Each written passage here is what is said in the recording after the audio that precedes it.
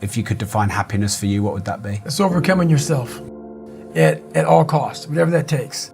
To be at the point of your life where you don't care about being judged. You can be in a room of 1 million people and they all hate you, and you walk in and you go like this. Not because you're angry at them, because you know yourself, inside and out, and you know that you've put yourself through hell to be where you're at today. You've walked the walk, you've talked the talk, and you've walked the walk. And that's, to me, what it's all about. It's all about putting those boots on the ground and getting after it every day. And once you do that, you have a feeling about yourself that no one can ever take away or even understand. We all have one thing in common.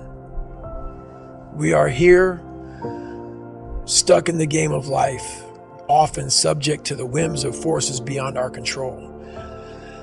But we never train for it. We dedicate ourselves to external goals, whether they are rooted in fitness or school or work, as if they are isolated events, somehow disconnected from the totality of our lives, when everything we do is an opportunity to get better at the game of life itself. My life and my commitment to do what needs to be done, I am a student of life. I carry around a notebook. I keep logs. I study all the upswings and down currents of my days, as if the final exam is tomorrow, because we all have an exam tomorrow. Whether we realize it or not, every interaction, each task is a reflection of your mindset, values, and future prospects. It's an opportunity to be the person you've always wanted to be. You don't have to have survived trauma or become a physical beast to train for life. We've all been challenged physically, emotionally, and intellectually, and we've all failed. Don't be shy about digging through your lost archives. No matter how irrelevant those experiences seem now, they count because they were all dry runs for whatever comes next. This awareness that everything we do is merely training for the next episode is like a filter that expands your perception. When you get assigned something at work or school that you don't want to do, step into a conflict you didn't see coming, someone close to you gets sick or dies, or a relationship falters, you will see these challenges as new chapters in life's textbook, which you can study to make sure that the next season of loss won't be such a kick in the knees. Not just for you, but more so for the people around you. We all know that training is required to make the cut in competitive sports. Get into the best schools and compete for the most coveted jobs, because that's what it takes to be prepared. Most of this generation quits the second they get talked to. You did this wrong, or they get yelled at. It's so easy to be great nowadays, because everybody else is, most people are weak. This is a softened generation. So if you have any mental toughness, any ability, if you have any fraction of self-discipline, the ability to not want to do it but still do it. People have a hard thing understand. I hate to run. And what makes me so crazy, it doesn't anymore, is people go, well, why do you run if you hate it? What are you talking about? I don't want to take showers and eat either. I hate that too. That's a life, man. It wasn't until I changed that mentality that I became somebody. I hated going to school, so guess what? I was dumb as shit. That's what, 1 + 1 is 2. But if you can get through to doing things that you hate to do, on the other side is greatness. That's what people understand. By me running, I am callous in my mind. I'm not training for a race. I'm training for life. I'm training for the time when I get that 2 o'clock in the morning call that my mom is dead or something happens tragic in life. I don't fall apart. I'm training my mind and my body and my spirit so it's all one, so I can handle what life is going to throw at me, because the life I've lived, it throws a whole bunch at you. And if you're not physically and mentally prepared for that, you're just going to crumble and you're good for nobody. You said I can be me. The second you said I can cuss and be me, and cussing, people say, man, you cuss all the time. Why?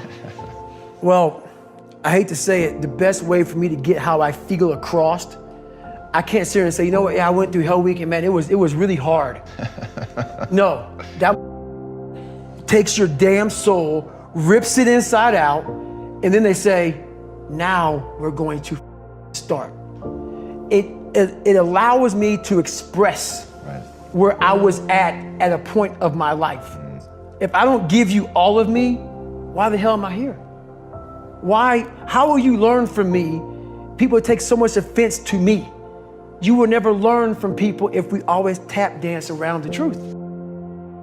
We tap dance around the truth by finding the right words so I don't hurt you because you have thin skin. No, tighten up, people. The only thing more infectious than a good attitude is a bad one. The more you dwell on the negative, the weaker you feel, and that weakness infects those around you. However, the reverse is also true. I knew that if I could control my attitude and redirect my attention, I'd gain control of the entire situation. I was disappointed, but I wasn't surprised that my knee gave out. Now, it was on me to learn what I could from the setback, adapt, and move forward. It's an unwritten natural law of the universe that you will be tested. You will get smacked in the fucking face. A hurricane will land on your head. It's inevitable for all of us. Yet, we are not formally taught how to handle unexpected adversity. We have sex education, fire drills, active shooter drills, and curriculum on the dangers of alcohol and drugs. But there is no rug just got pulled out under. You class. Nobody teaches how to think, act, and move when disappointment, bad news, malfunction, and disaster inevitably strike. All the advice floods in only after we are already lying dazed on the canvas, which means it's up to you to cultivate your own strategy and have the discipline to practice it. Mine is simple. No matter what life serves me, I say, Roger that. Most people think Roger that simply means order received. However, in the military, some people infuse Roger with a bit more intention and define it as received. Order given, expect results. When used that way, it is so much more than an acknowledgement. It's an accelerant. It bypasses the over-analytical brain and stimulates action because in some situations, thinking is the enemy. I'm not suggesting that you should follow every order like a robot. After you've been knocked down, it's important to take some time to understand what happened and strategize your way forward. But you also must act. If you stay stalled out, sifting through the wreckage, you may find that you've been swallowed by it.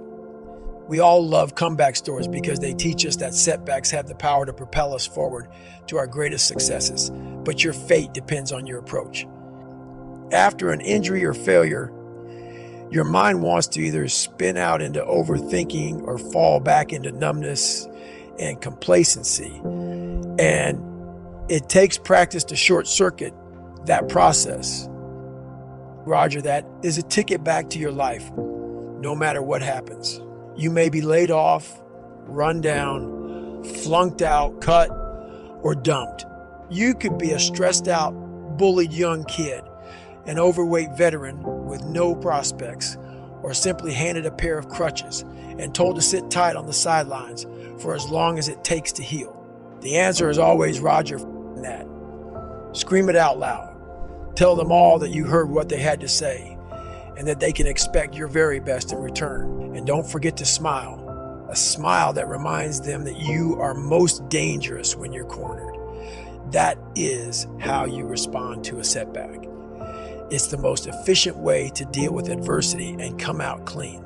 We all have a voice in our head. Some of us are very spiritual, some of us are not, but we all have this voice saying, you're doing, this is wrong, don't do that.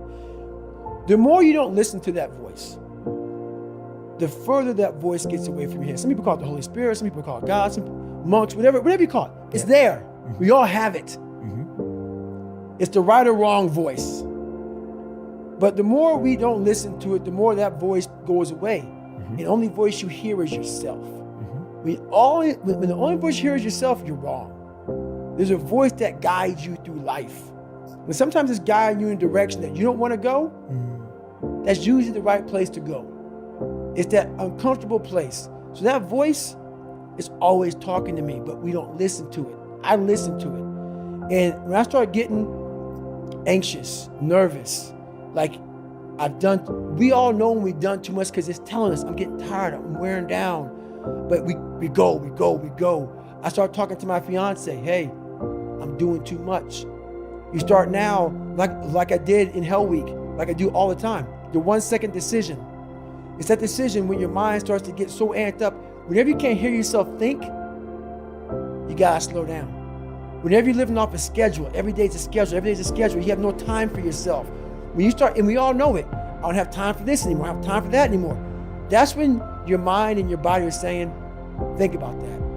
I'm neglecting my fiance, I'm neglecting my disciplines of life, I'm neglecting my reading, my learning, my workouts, my diet. When you start neglecting all of that, you neglect one of them, you can neglect all of them a long time. It's gonna haunt you. When you start seeing that, my God, I haven't eaten right in a long time, haven't been sleeping right in a long time. It can only be one of those things to take you off. So I'm very aware of my eating, my sleeping, my disciplines of life.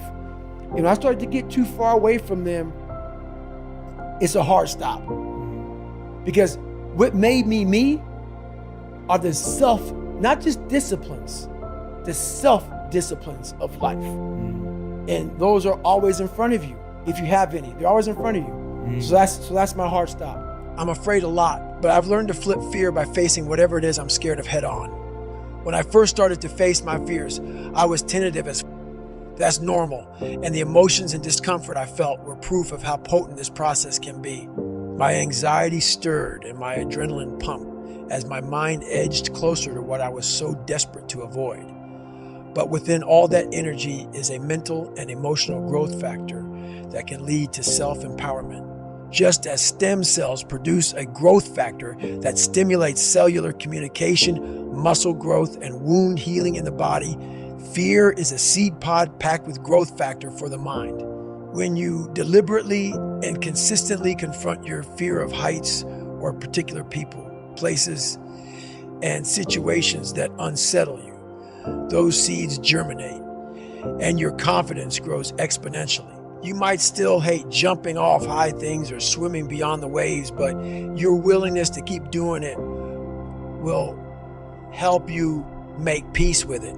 You may even be inspired to try to master it. That's how a kid who was afraid of the water his whole life became a Navy SEAL. Some people take the opposite path and hide from their fears. They are like villagers terrorized by rumors of a dragon to the point that they cannot leave their own property. They cower, and that dragon, who they have never seen themselves, only gains strength and stature in their minds, because when you hide from whatever it is that freaks you out, that growth factor works against you. It will be your fear that grows exponentially while your possibilities become ever more limited. I had 40 miles of steady altitude gain in front of me. That is a lot of time to contemplate last year's breakdown. And quick cuts of me doubled over, begging for breath did flash in my head, but each step up onto another hump of the dragon's spine confirmed my commitment to the task at hand, until I became the knight who turned up in that village one quiet evening, sharpened my sword, and slayed the mother dragon